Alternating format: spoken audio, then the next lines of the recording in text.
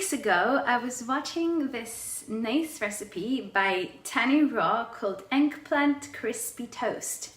And that inspired me because I thought, hey, I've never used eggplant in my recipes before, and what if I could use eggplant to make nachos? Yeah.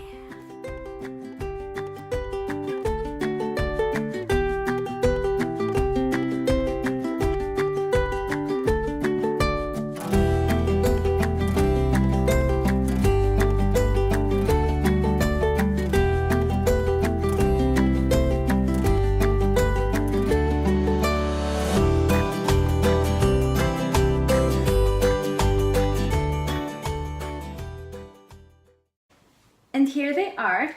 They're very, very crispy and crunchy. And I've gone ahead and made another video today with guacamole, which I'll link below.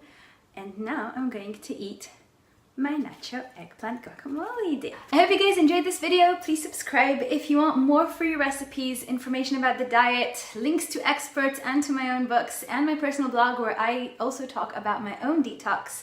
Go to ramancheese.org and I'll see you there.